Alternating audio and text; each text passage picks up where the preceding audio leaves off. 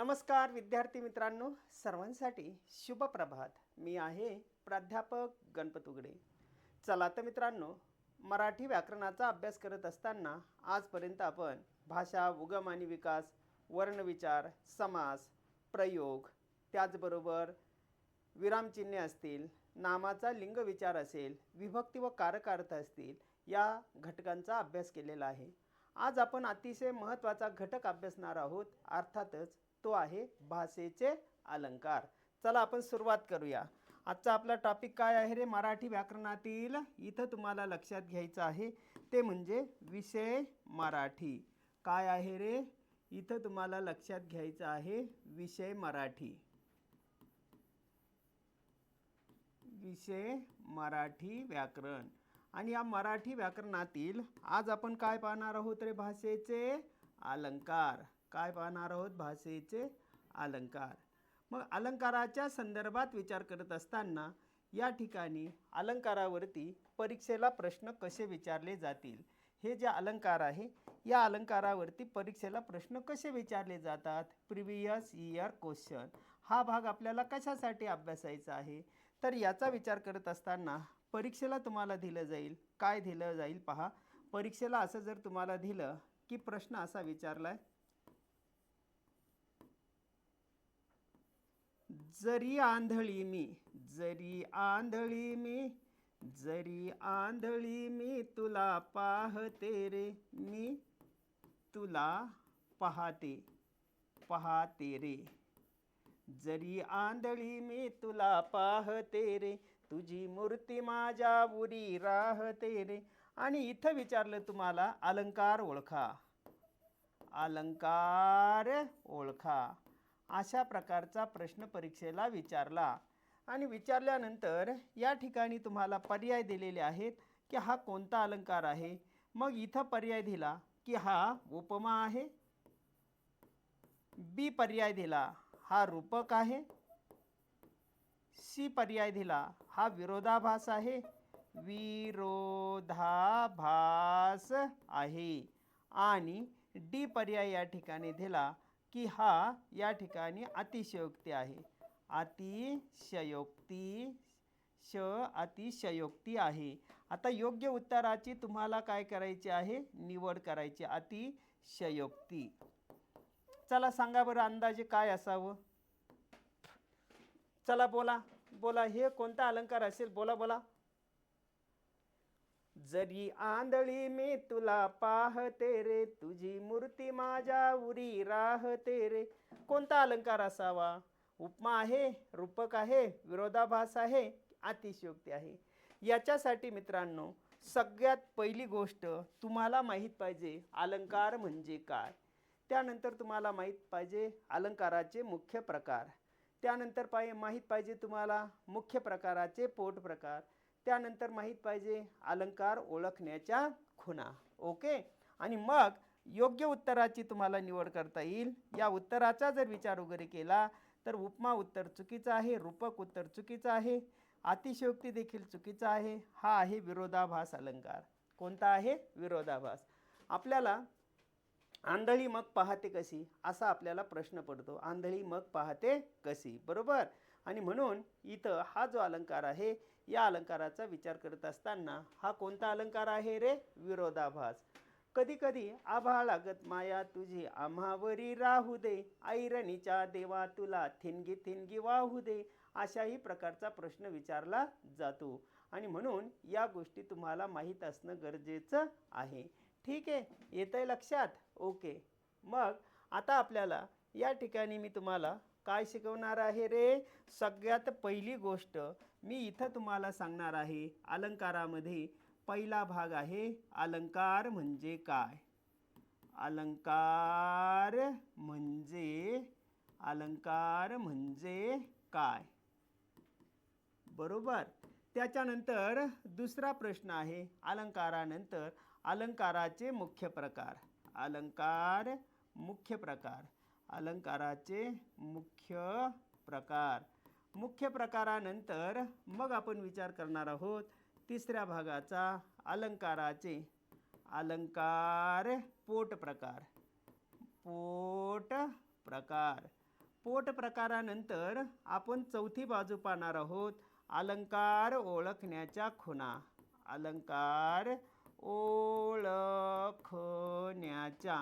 अलंकार ओळखण्याच्या काय आहेत रे? खुणा.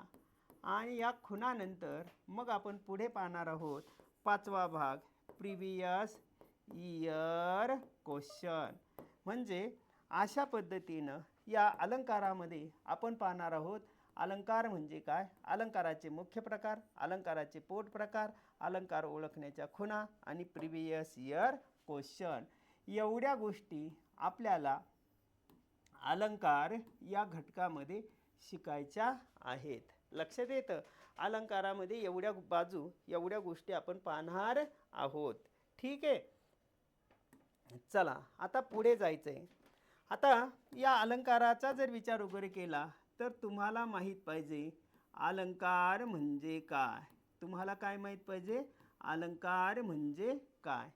तर मित्रांनो, अलंकार हा जो काही शब्द आहे या शब्दाचा अर्थ होतो दागिना. अलंकार या शब्दाचा अर्थ आपल्या बोलीभाषेमध्ये काय अर्थ होतो रे? दागिना. आता दागिने कोण वापरतं? स्त्रिया. पण स्त्रियांची मक्तेदारी नाही, स्त्रिया पण वापरतात आणि पुरुष पण वापरतात. स्त्रियांच्या संदर्भात विचार करत असताना मग हातातल्या बांगड्या असतील, पायातलं पैंजण असेल, कानातली कर्णफुलं असतील, बरोबर, लग्न झालेल्या स्त्रीच्या गळ्यातलं मंगळसूत्र असेल, पायातली जोडवी असतील, नाकातली नथनी वगैरे असेल, कपाळाची टिकली असेल, हे झाले स्त्रियांचे अलंकार. पुरुषांच्या संदर्भात विचार करत असताना गळ्यातलं एखाद दुसरं लॉकेट असेल, बोटातल्या अंगठ्या असतील, हातातलं घड्याळ असेल, हे झाले पुरुषाचे अलंकार. फक्त हे दागिने म्हणजे अलंकार का? नाही. एखाद्याचा चेहरा चष्म्यामुळे जर खुलून दिसत असेल तर तो चष्मा देखील त्यांचा काय होतो? अलंकार होतो. किंबहुना एखाद्या मुलीने सुंदर केसरचना केली, साडी परिधान केली, डोक्यामध्ये केसांमध्ये मोगऱ्याचे हार वगैरे घातले तर सुंदर दिसणार. तर ते कपडे, तो हार, तो देखील तिचा दागिनाच झाला. एखाद्या मुलाने सुंदर टी शर्ट घातला, जीन पॅन्ट घातली, मस्तपैकी सुंदर दिसतोय, तर कपड्यामुळे त्याचं सौंदर्य फुलून दिसतंय, म्हणून कपडे देखील तो अलंकारच झाला. थोडक्यात मला सांगायचं म्हणजे असं की अलंकार वापरल्याने व्यक्तीच्या सौंदर्यामध्ये भर पडत असते. तिचं व्यक्तिमत्व खुलून फुलून आणि उठून दिसतं. जी गोष्ट व्यक्तीची तीच गोष्ट भाषेची, जी गोष्ट व्यक्तीची तीच गोष्ट भाषेची. काव्याची शोभा वाढवणारे धर्म म्हणजे भाषेचे अलंकार होय. आता याची व्याख्या काय आहे नीट पहा. व्याख्या काय आहे रे? व्याख्या अशी आहे, काव्याची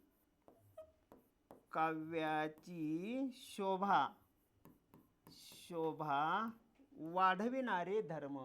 काव्याची शोभा वाढविणारे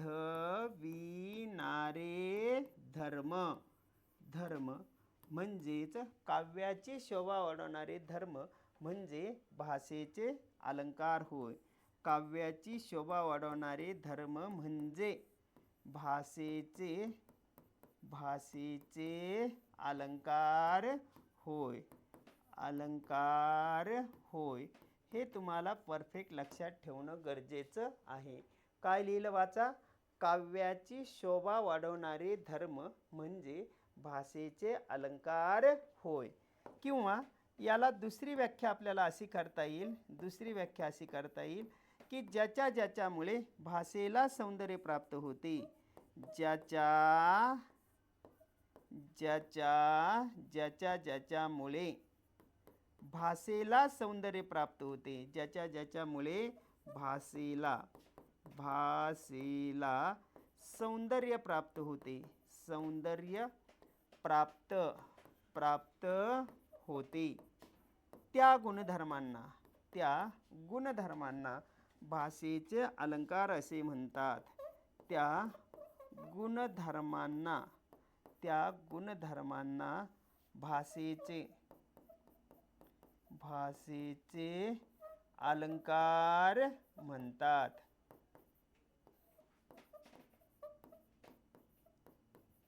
ठेवा लक्षात. काय सांगितलं पहा, वाचा एकदा. काय की नीट लक्षात घ्या. अलंकार या शब्दाचा अर्थ दागिना. दागिने वापरल्याने व्यक्तीच्या सौंदर्यामध्ये भर पडत असते. तिचं व्यक्तिमत्व चार चौघात खुलून फुलून आणि उठून दिसतं. जी गोष्ट व्यक्तीची तीच गोष्ट भाषेची. काव्याची शोभा वाढवणारे धर्म म्हणजे भाषेचे अलंकार होय. बरोबर. किंबहुना ज्याच्या ज्याच्यामुळे भाषेला सौंदर्य प्राप्त होतं त्या गुणधर्मांना भाषेचे अलंकार असे म्हणतात. आता काय असतं पहा, कधी कधी आपलं राहणीमान साधं असतं, सिंपल असतं, एकदम साधं राहणीमान असतं, साधं. आता ज्यावेळेस आपण झोपेतून उठतो, झोपेतून उठल्याबरोबर आपलं राहणीमान कसं असतं रे, साधं असतं.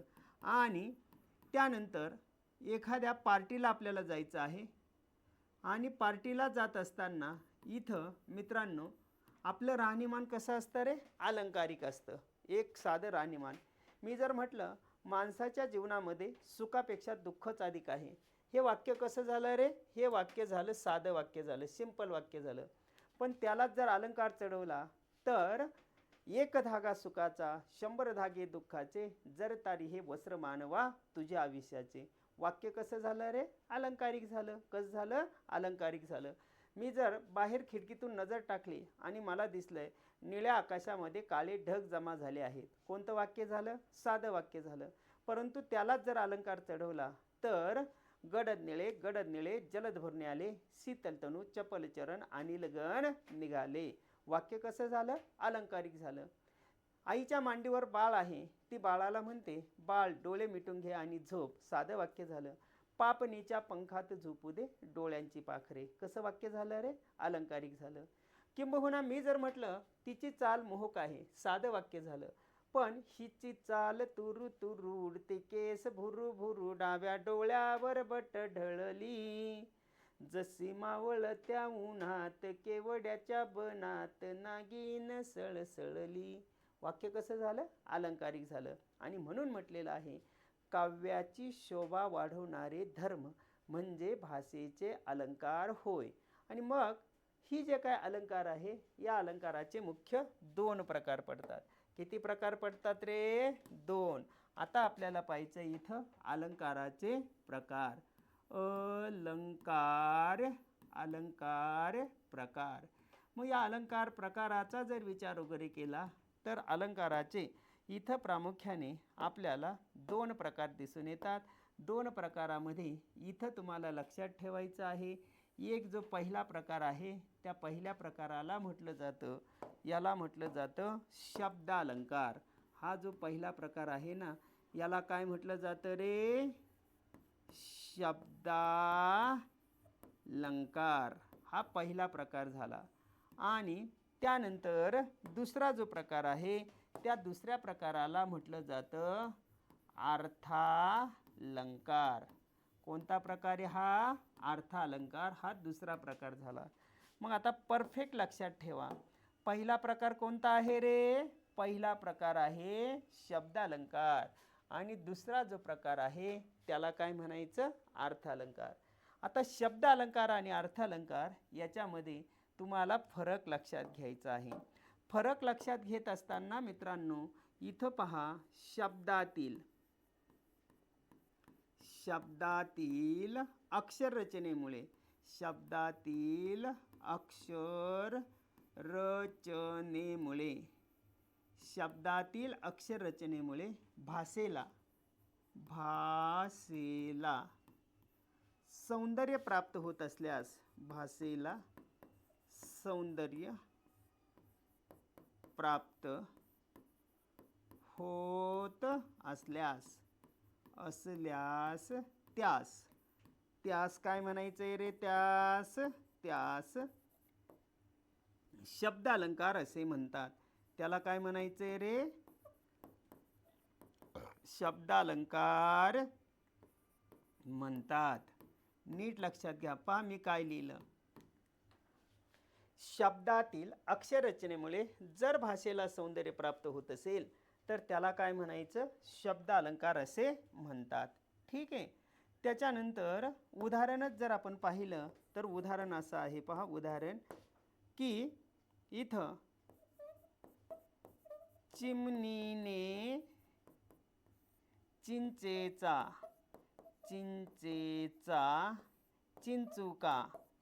चिंचुका चुचीने, चोचीने, चिमणीने चिंचेचा चिंचुका चुचीने चटकन चावला, चटकन चावला. चिमणीने चिंचेचा चिंचुका चटकन चावला. काकाने काकीच्या कपाटातील कामाचे कागद कात्रीने कराकरा कापले. म्हणजे इथं तुमच्या लक्षात येतं की शब्दातील अक्षररचनेमुळे भाषेला सौंदर्य प्राप्त होत असल्यास त्यास काय म्हणायचं आहे रे? शब्दालंकार असे म्हणतात. त्यानंतर पुढे काय आहे रे? अर्थालंकार. अर्थालंकाराच्या संदर्भात विचार करत असताना इथं तुम्हाला लक्षात घ्यायचे वाक्याच्या अर्थामुळे, वाक्याच्या अर्थामुळे भाषेला सौंदर्य प्राप्त होत असल्यास, भाषेला सौंदर्य प्राप्त होत असल्यास, सौंदर्य प्राप्त होत असल्यास,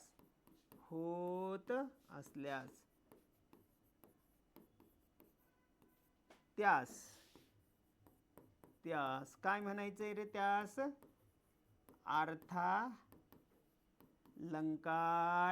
म्हणतात. लक्षात ठेवा. पहा मी काय लिहिलं. वाक्याच्या अर्थामुळे भाषेला सौंदर्य प्राप्त होत असल्यास त्यास अर्थालंकार असे म्हणतात. उदाहरण जर पाहिलं तर उदाहरण असं आहे. जरी आंधळी मी तुला पाहते रे, जरी आंधळी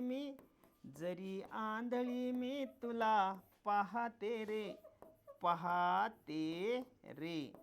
तुझी मूर्ती माझ्या उरी राहते रे. जरी आंधळी मी तुला पाहते रे, तुझी मूर्ती माझ्या उरी राहते रे. म्हणजेच वाक्याच्या अर्थामुळे जर भाषेला सौंदर्य प्राप्त होत असेल तर त्याला म्हणायचं काय? म्हणायचं रे त्याला? अर्थालंकार. आणि शब्दाच्या अर्थामुळे भाषेला सौंदर्य प्राप्त होत असेल तर त्याला काय म्हणायचं? शब्दामुळे सौंदर्य प्राप्त झाल्यास शब्दालंकार, आणि शब्दाच्या अर्थामुळे सौंदर्य प्राप्त झाल्यास त्यास अर्थालंकार असे म्हणतात. मग आता आपल्याला शब्दालंकाराचे प्रकार पाहायचे आहेत. आपण काय पाहतो रे आता? शब्दालंकार प्रकार. हे आहे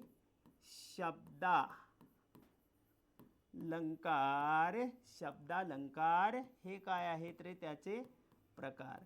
मग या शब्दालंकाराच्या प्रकाराचा जर विचार वगैरे केला तर हा विचार करत असताना इथं तुम्हाला लक्षात घ्यायचं आहे हे आहे शब्दालंकाराचे प्रकार. या प्रकारामध्ये प्रामुख्याने हे याचे 3 प्रकार पडतात.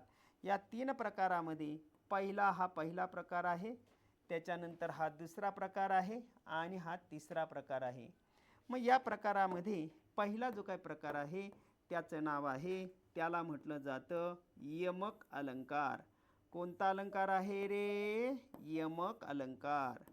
दुसरा जो प्रकार आहे त्या दुसऱ्या प्रकाराला म्हटलं जातं अनुप्रास अलंकार. अनुप्रास अलंकार. आणि तिसरा जो प्रकार आहे त्या तिसऱ्या प्रकाराला म्हटलं जातं श्लेष अलंकार. कोणता अलंकार आहे रे? श्लेष. हा तिसरा प्रकार झाला. आणि या ठिकाणी हा कोणता प्रकार झाला? दुसरा. तर अशा पद्धतीने शब्दालंकाराचे हे किती प्रकार पडतात? 3 प्रकार पडतात.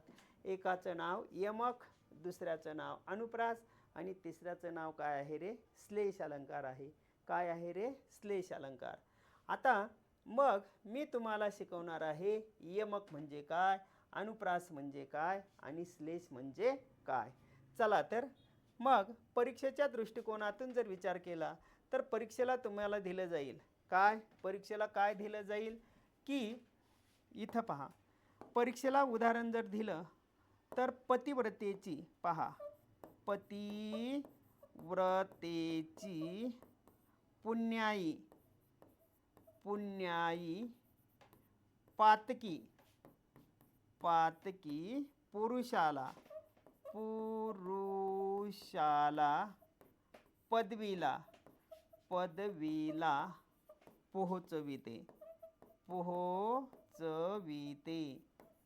पतिव्रतेची पुण्याई पातकी पुरुषाला पदवीला पोहोचवते.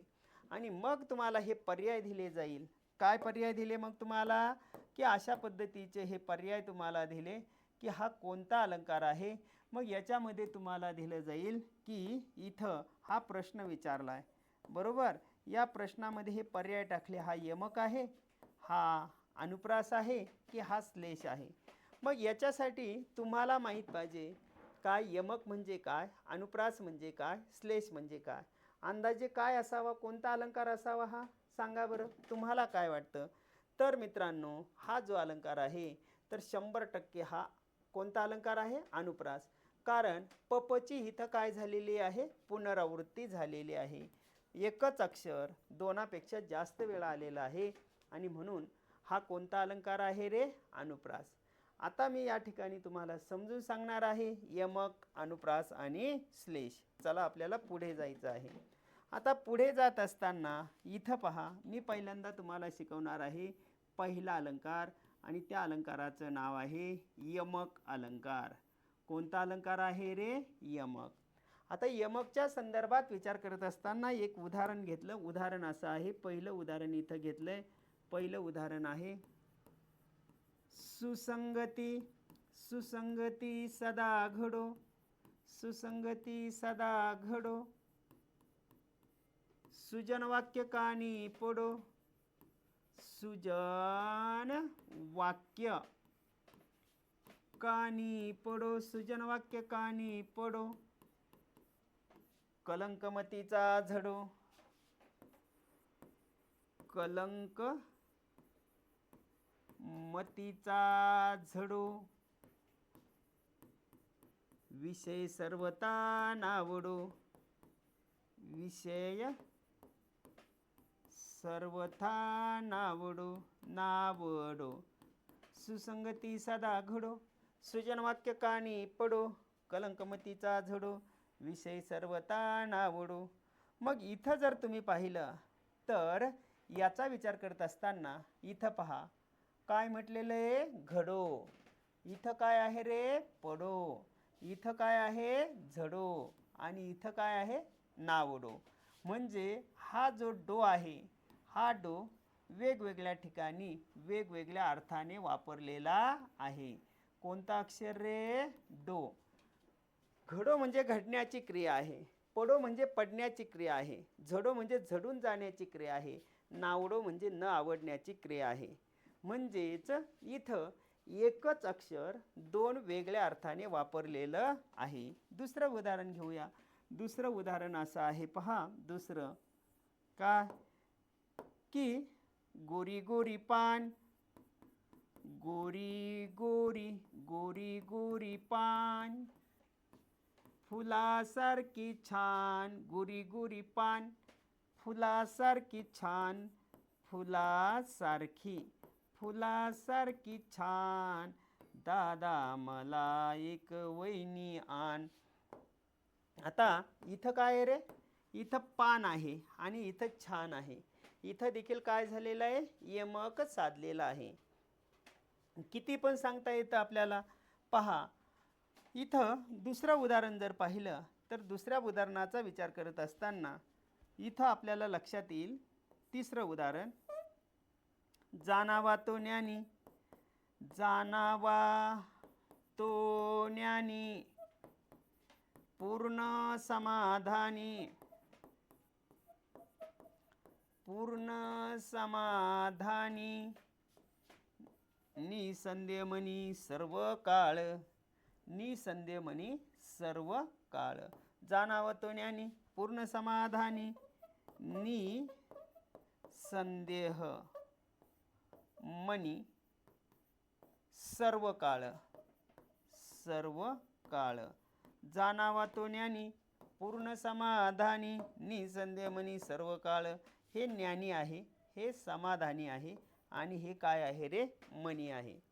म्हणजेच इथं तुम्हाला लक्षात ठेवायचे की ज्यावेळी एखाद्या वाक्यामध्ये किंवा कवितेच्या चरणामध्ये एकच अक्षर दोन वेगळ्या अर्थाने वापरल्यास जो अलंकार होतो त्या अलंकाराला यमक अलंकार असे म्हणतात. परत एकदा पहा, एखाद्या वाक्यात किंवा कवितेच्या चरणात एकच अक्षर दोन वेगळ्या अर्थाने वापरल्यास जो अलंकार होतो त्या अलंकाराला कोणता अलंकार म्हणायचं रे, यमक अलंकार असे म्हणतात. येते लक्षात? एखाद्या वाक्यामध्ये किंवा कवितेच्या चरणामध्ये एकच अक्षर काय केलं जातं, दोन वेगळ्या अर्थाने वापरलं जातं. आता पहा व्याख्या, यमकची व्याख्या सांगतो. व्याख्या अशी आहे, यमक म्हणजे तरी काय, तर यमकची व्याख्या अशी आहे, यमक एखाद्या वाक्यात किंवा कवितेच्या चरणात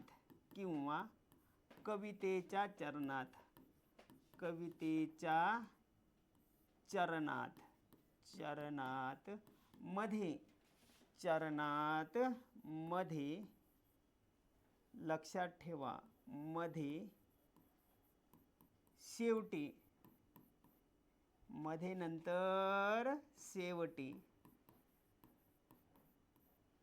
किंवा ठराविक ठिकाणी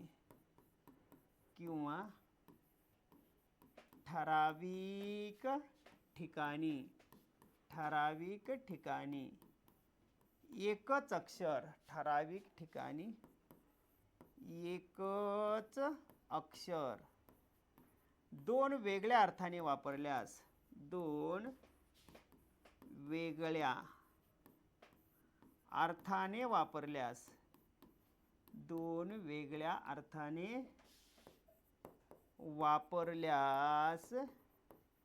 यमक अलंकार होतो.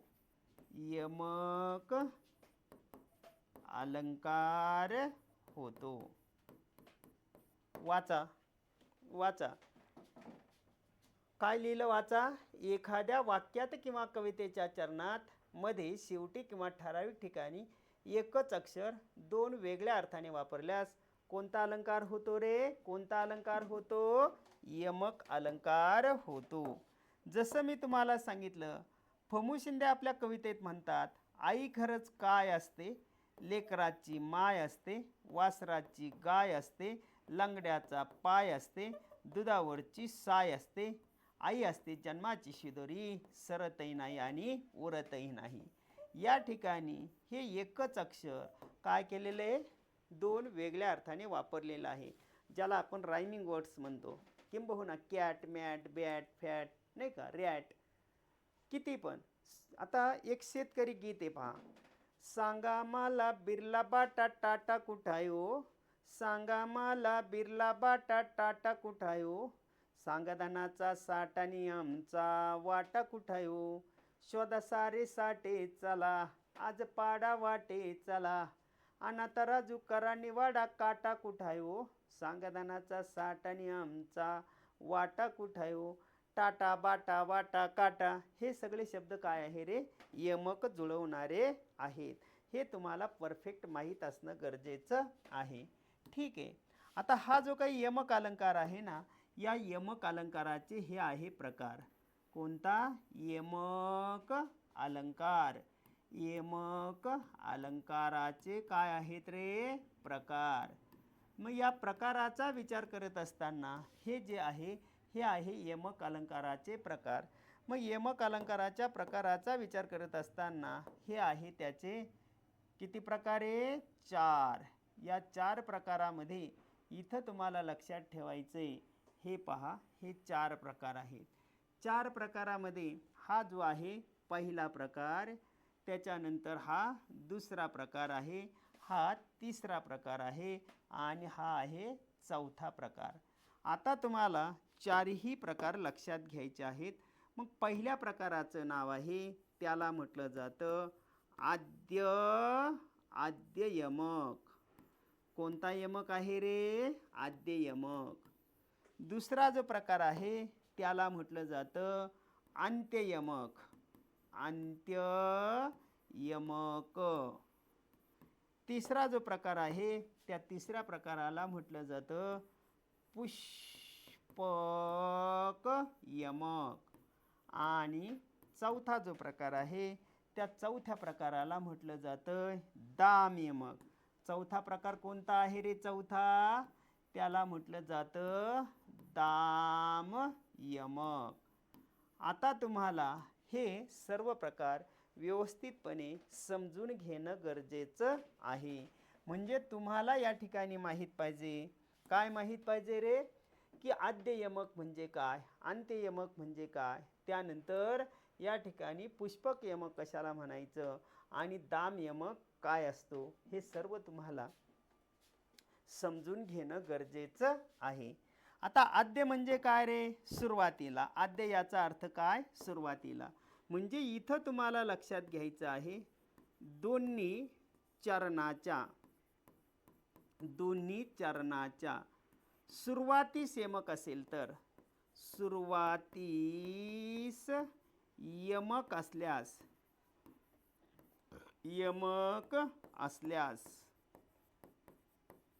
त्यास काय म्हणायचे, आद्य यमक. दोन्ही चरणाच्या सुरुवातीला यमक असल्यास. इथं काय आहे रे, दोन्ही चरणाच्या शेवटी यमक असल्यास, दोन्ही चरणाच्या शेवटी यमक असल्यास, दोन्ही चरणाच्या शेवटी यमक असल्यास, बरोबर. त्याच्यानंतर पुढे काय आहे रे, पुढे आहे पुष्पक यमक. पुष्पक यमक याचा अर्थ चारीही चरणात यमक असल्यास, चारीही चरणात यमक असल्यास त्यास काय म्हणायचं, चारीही चरणात यमक असल्यास त्यास काय म्हणायचं, पुष्पक यमक असे म्हणतात. आणि इथं काय आहे रे, इथं तुम्हाला लक्षात घ्यायचं आहे ते म्हणजे असं, पहिल्या चरणाच्या शेवटी व दुसऱ्या चरणाच्या सुरुवातीस यमक असल्यास त्यास काय म्हणायचंय रे, त्यास दाम यमक म्हणतात. आता नीट लक्षात ठेवा, एकदम परफेक्ट लक्षात ठेवा. पहा आता मी काय लिहिलं ते इथं. काय, कवितेच्या दोन्हीही चरणाच्या शेवटी जर यमक असेल तर त्याला कवितेच्या दोन्ही चरणाच्या सुरुवातीला यमक असेल तर त्याला म्हणायचं आद्य यमक.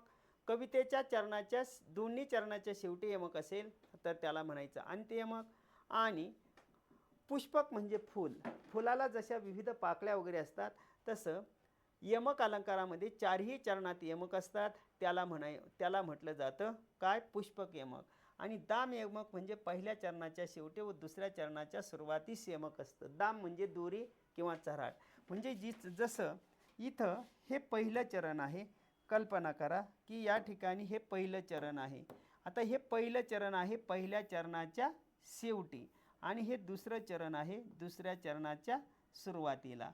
म्हणजे अशा पद्धतीनं हे पहिलं चरण आहे, नीट पहा, पहिल्या चरणाच्या शेवटी बरं का, आणि दुसऱ्या चरणाच्या सुरुवातीला जर यमक साधलं जात असेल तर त्याला काय म्हणायचं, दाम यमक. आता पुष्प म्हणजे फूल. फुलाला जशा विविध पाकळ्या असतात तशा पद्धतीने चारही चरणात यमक असतात.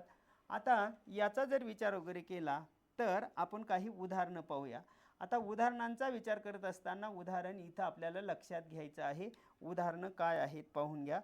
आता मी इथं उदाहरण लिहितो. उदाहरण आता पहा,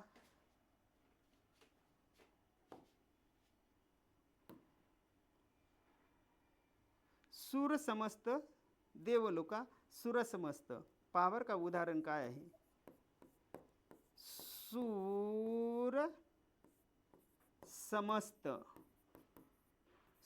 समस्त देवलोका. सूर समस्त देव सुरसमस्त. सुरसमस्त. सुरामी वंदिले.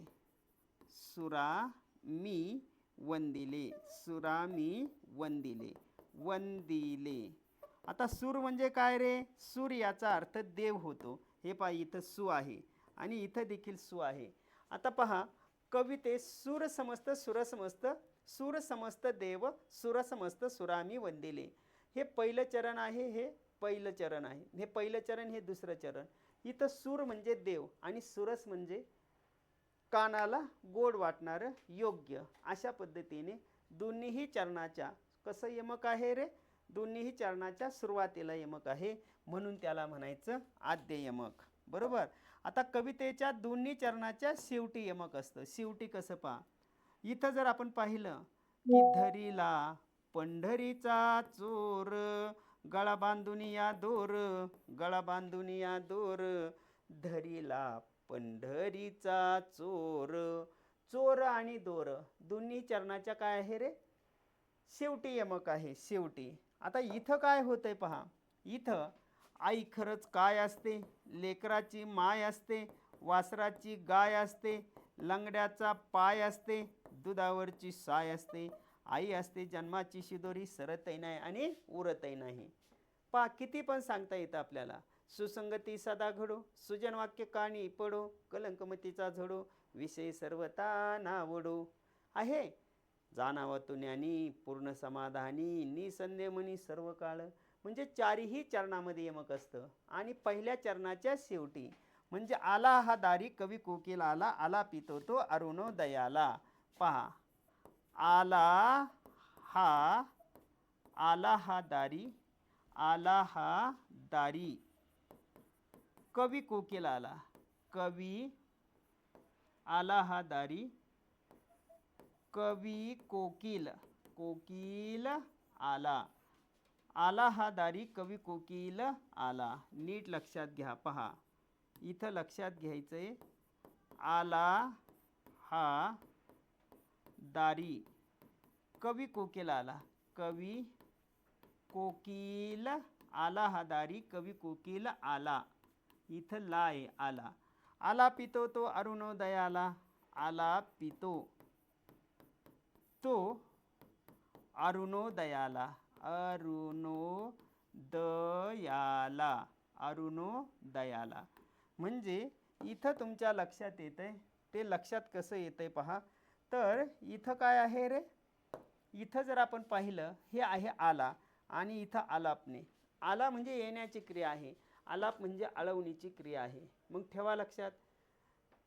काय यमकचे चार प्रकार आहे. आद्य यमक दोन्ही चरणाच्या सुरुवातीला यमक, अंत्य यमक दोन्ही चरणाच्या शेवटी यमक, पुष्पक यमक चारही चरणामध्ये यमक असतात, दाम यमक पहिल्या चरणाच्या शेवटी आणि दुसऱ्या चरणाच्या सुरुवातीला.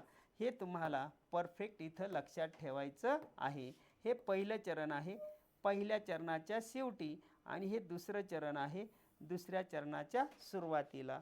अशा पद्धतीने आपल्याला या ठिकाणी काय केलं जातं रे, यमक साधला जातो, यमक साधला जातो. लक्षात ठेवा, हे पहिल्या चरणाच्या शेवटी, हे पहिलं चरण आहे. बरोबर. आणि हे दुसरं चरण आहे. आता हे पहिलं चरण आहे. बरोबर. आणि हे काय आहे रे, दुसरं चरण आहे. मग पहिल्या चरणाच्या शेवटी आणि दुसऱ्या चरणाच्या सुरुवातीला. दाम म्हणजे दोरी, दोरीने जसं एखादं रस्सी ह्या खांबाची त्या खांबाला बांधावी आणि पुन्हा तिसऱ्या खांबाला बांधावी, अशा पद्धतीनं हे यमक साधलं जातं. ठीक आहे. चला तर अशा पद्धतीने मित्रांनो आज आपण या ठिकाणी अलंकाराला सुरुवात केली. अलंकारामध्ये सगळ्यात पहिली गोष्ट मी तुम्हाला या ठिकाणी सांगितली होती. काय सांगितली होती आठवतंय? पहिल्यांदा मी तुम्हाला सांगितलं होतं अलंकार म्हणजे काय.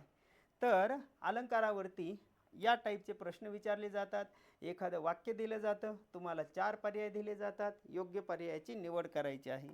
मग त्याच्यामध्ये मी तुम्हाला शिकवत होतो. पहिल्यांदा मी सांगितलं अलंकार म्हणजे काय, अलंकाराचे मुख्य प्रकार, अलंकाराचे पोट प्रकाराचा आपण विचार करतोय. विचार करत असताना काव्याची शोभा वाढवणारे धर्म म्हणजे भाषेचे अलंकार होय, किंवा ज्याच्या ज्याच्यामुळे भाषेला सौंदर्य प्राप्त होते त्या गुणधर्मांना भाषेचे अलंकार म्हणतात. मग अलंकाराचे प्रामुख्याने 2 प्रकार पडतात. एक शब्द अलंकार, दुसरा अर्थ अलंकार. शब्दातील अक्षररचनेमुळे भाषेला सौंदर्य प्राप्त होत असल्यास शब्द अलंकार, आणि वाक्याच्या अर्थामुळे भाषेला सौंदर्य प्राप्त होत असल्यास अर्थ अलंकार. पुढे आपण पाहिलं ते म्हणजे यमक, अनुप्रास आणि श्लेष. आता यमक, अनुप्रास, श्लेष हे शब्द अलंकाराचे प्रकार आहे. पैकी आपण पाहिला यमक अलंकार. यमक म्हणजे तरी काय ही त्याची उदाहरणं दिली होती. एखाद्या वाक्यामध्ये किंवा कवितेच्या चरणाच्या शेवटी मध्ये किंवा ठराविक ठिकाणी एकच अक्षर दोन वेगळ्या अर्थाने वापरल्यास यमक अलंकार होतो. आणि मग यमक अलंकाराचे 4 प्रकार पाहिले: आद्य यमक, अंत्य यमक, पुष्पक यमक आणि दाम यमक. चला तर मित्रांनो, अशा पद्धतीने पहिल्या टप्प्यामध्ये आपण अलंकाराची पार्श्वभूमी, अलंकाराची व्याख्या, त्याचे प्रकार आणि पहिला अलंकार पाहिला यमक अलंकार आणि त्याचे 4 पोट प्रकार. या ठिकाणी आपण थांबतोय. झालेला भाग अभ्यासा. पुन्हा भेटूया अलंकार भाग 2 मध्ये, अर्थातच अनुप्रास आणि श्लेष अलंकार घेऊन पुढील भागामध्ये. तोपर्यंत नमस्कार, धन्यवाद, थँक्यू.